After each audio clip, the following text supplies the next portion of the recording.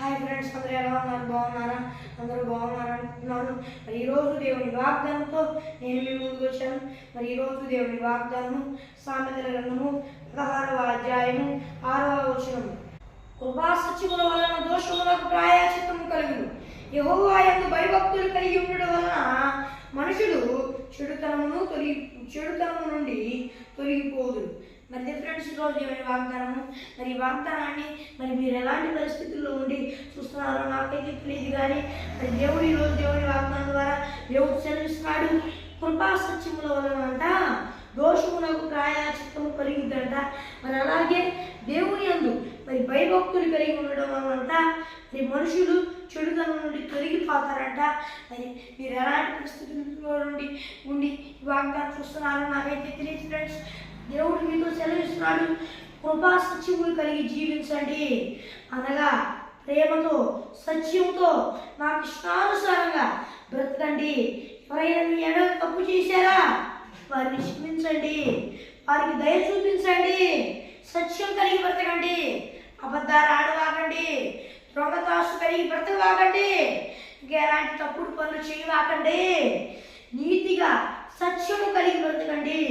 సత్యం కలిగి బ్రతికితే దోషానికి ప్రాయశ్చిత్తం జరిగిద్ది అని దేవుడు సెలవిస్తున్నాడు ఫ్రెండ్స్. మరి ఇంకో మాట ఏం సెలవిస్తున్నాడంటే, కలవరిలో నుంచి నేను చేసిన త్యాగాన్ని బట్టి దోషానికి ప్రాయశ్చిత్తం జరిగిద్ది. అయితే చాలామంది దోషానికి ప్రాయశ్చిత్తం జరిగిద్ది అని చెప్పి ఇట్లాంటి తప్పులు పనులు చేస్తూ ఉన్నారు. అలా చేయవాకండి.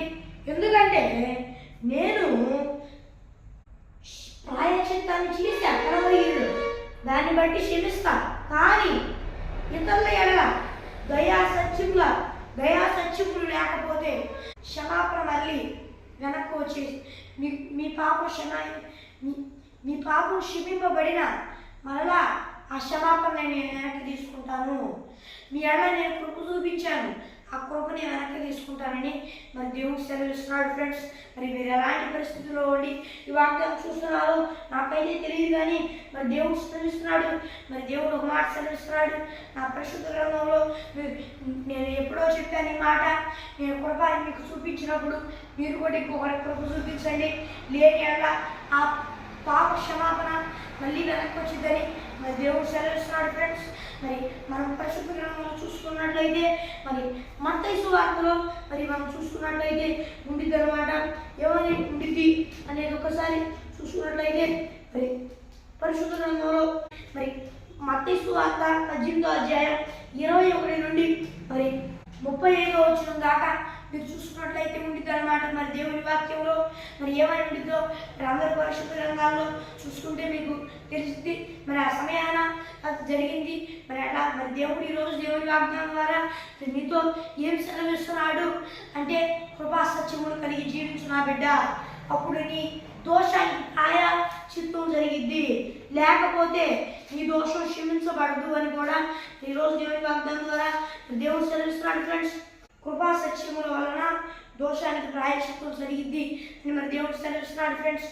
కలవరిగిరిలో చేశాడు కదా దేవుడు త్యాగం, ఇక్కడ చేయడం ఎందుకు, దేవుడు క్షమిస్తాడులే అని అనుకుంటున్నారేమో. దేవుడు మీతో సెలవిస్తున్నాడు, నా బిడ్డ నేను క్షమిస్తాను, కానీ ఇది లేకపోతే నా క్షమాపణ వెనక్కి వచ్చింది అని దేవుడు సెలవిస్తున్నాడు ఫ్రెండ్స్. మీరు ఎలాంటి పరిస్థితుల్లో ఉండి ఈ వాగ్దానం చూస్తున్నారో నాకైతే తెలియదు. దేవుడికి వ్యతిరేకంగా జీవించవాగండి. కృపా సత్యముల వలన దోషానికి ప్రాయశ్చిత్తం జరిగిందంట. మీరు కృపా సత్యములు కలిగి జీవించలేదనుకోండి, దేవుడు కలవరిగిరిలో మీ కొరకు ఎప్పుడో త్యాగం చేశాడు, కానీ ఆ త్యాగం మీ విషయమై జరగదనమాట. ఎందుకంటే ఆయన క్షమించాడనమాట మీ తప్పును.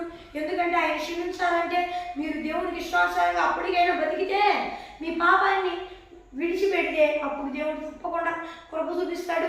అయితే చాలామంది ఏం చేస్తున్నారంటే, మీ పాపాన్ని విడిచిపెట్టకుండా దేవుడు కృప చూపిస్తాడులే, ప్రాయశ్చిత్తం చేస్తాడులే అనుకుంటున్నారు. అలా అనుకోవాలి ఫ్రెండ్స్. దేవుడు సెలవిస్తున్నాడు, కృపా సత్యములు కలిగి నా దగ్గర కృపా సత్యములు కలిగి జీవిస్తూ నా దగ్గర పాపాన్ని ఒప్పుకొని విడిచిపెట్టిన నేను తప్పక కృప చూపించి ఆ దోషానికి ప్రాయశ్చిత్తం చేస్తానని దేవుడు సెలవిస్తున్నాడు ఫ్రెండ్స్. మరి ఒక మాట దేవుడు ఏం సెలవిస్తున్నాడంటే, ఆయన యందు భయభక్తులు కలిగి ఉండడం వల్లంట మనుషులు చెడుతనం నుండి తొలగిపోతారంట. మరి దేవుని యందు భయభక్తులు కలిగి జీవించండి. మరి దేవుని యందు భయభక్తులు కలిగి ఉంటే మీరు చెడుతనం నుండి తొలగిపోతారంట. ఎవరు? మరి దేవుని యందు భయభక్తులు కలిగి ఉంటే మీరు కూడా పాపం చేయరు. మరి దేవుని యందు భయభక్తులు కలిగి వారు ఎవరు పాపం చేయరు. మరి మీరు దేవుని యందు భయభక్తులు కలిగి ఉంటే మీ పక్కన ఉండే మనుషులు కూడా చెడుతనం నుండి తొలగిపోయిన వారై దేవుని యందు భయభక్తులు గల వారు అవుతారని దేవుడు సెలవిస్తున్నాడు. ఫ్రెండ్స్, మరి మీరు ఎలాంటి పరిస్థితుల్లో ఉన్న భయపడవాకండి.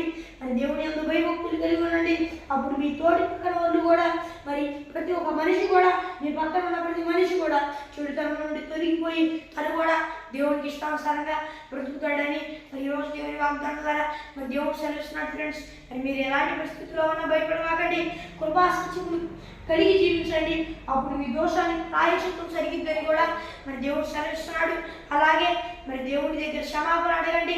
క్షమాపణ అడుగుతారు చాలామంది, కానీ తప్పు చేస్తూనే ఉంటారు. కృప అంటే దయతో ఉండరు ఎవరి ఎడల.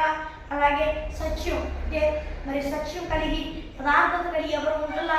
అట్లాంటివప్పుడు మరి ఒకవేళ దేవుడు క్షమించినా వారు చేస్తున్న దాన్ని చూసి ఆ క్షమాపణని దేవుడు వెనక్కి తీసుకుంటాడు. అలా వెనక్కి తీసుకోకూడదంటే కృపా సత్యములు కలిగి జీవించండి. మీరు ఒకవేళ దేవుడి దగ్గర ఇప్పుడు క్షమాపణ అడిగినా మరి కృపా సత్యములు కలిగి జీవించకపోతే మరి దేవుడు సెలవిస్తున్నాడు, నా బిడ్డ నీకు తెలియక చేశావు, ఈసారికి నేను క్షమిస్తున్నాను. ఇప్పటికైనా నా దగ్గరికి నువ్వు రా.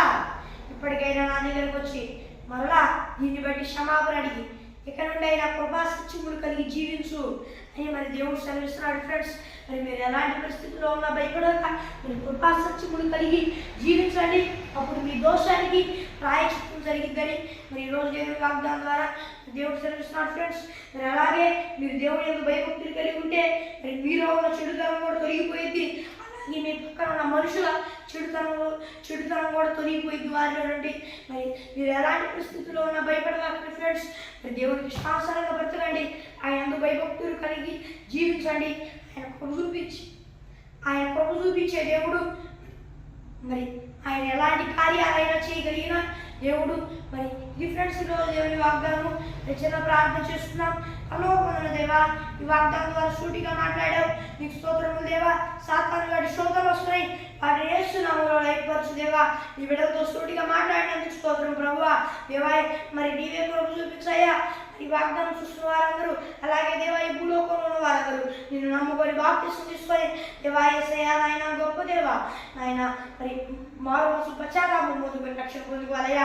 రక్షణ పొందుకొని కూడా దారి తప్పితే మరలా రక్షణ మారు మనసు పశ్చాత్తాపం పొందుకొని రక్షణ పొందుకోవాలయ్యా. నువ్వే సాయం చేయమని వేడుకుంటూ యేసుక్రీస్తునామములో అడుగుతున్నాను. మరి ఫ్రెండ్స్ ఈరోజు దేవుని వాగ్దానము. మీరు ఎలాంటి పరిస్థితుల్లో ఉన్నా భయపడవాకండి. మరి అందరి పరిచర్య కొరకు ప్రార్థించండి. మరి మీ ప్రార్థన అవసరతల కొరకు ఇక్కడ కనిపిస్తున్న +91 630 5960089 అనే నెంబర్కి కాల్ చేయండి. మరి ఒకసారి ఇంగ్లీష్లో చెప్తాను. +91 630596089 అనే నెంబర్కి కాల్ చేయండి.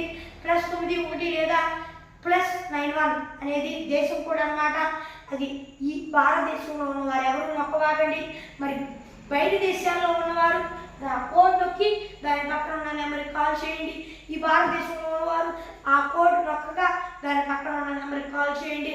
మరి ఒక దేవుని వాగ్దానంతో మళ్ళీ కలుద్దాం. మరి ఇది ఫ్రెండ్స్ ఈరోజు దేవుని వాగ్దానం. మరి ఒక దేవుని వాగ్దానంతో మళ్ళీ కలుద్దాం. అంతవరకు దేవుని కృపాశీస్సులు మనందరికీ తోడే నడిపించింది కాక. ఆమేన్. Praise the lord.